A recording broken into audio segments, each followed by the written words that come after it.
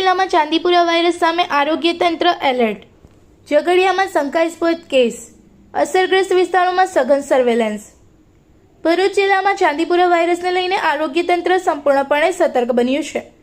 ઝઘડિયા તાલુકામાં એક શંકાસ્પદ બાળ દર્દીને ભરૂચ સિવિલ હોસ્પિટલમાં સારવાર હેઠળ રાખવામાં આવ્યો છે અને તેનું સેમ્પલ ગાંધીનગર પરીક્ષણ માટે મોકલવામાં આવ્યું છે. હાલ દર્દીની તબિયત સ્થિર હોવાનું જણાવાયું છે.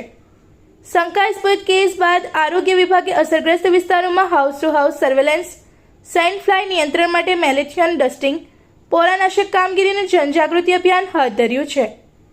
બીજી તરફ આમોદ તાલુકામાં એઈએસના કારણે એક 20 વર્ષીય શ્રમિકનું મૃત્યુ થયા બાદ લેબર કોલોનીમાં ગંદકી જોવા મળતા સંબંધિત કંપનીને આરોગ્ય વિભાગે નોટિસ પાઠવી છે.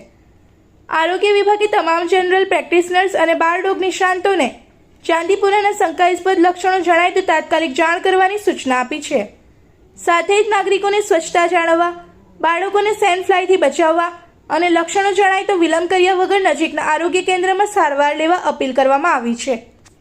इस वीडियो को लाइक करें, हमारे चैनल को सब्सक्राइब कर बेल आइकन जरूर प्रेस करें हमारी न्यू वीडियो सबसे पहले देखने के लिए।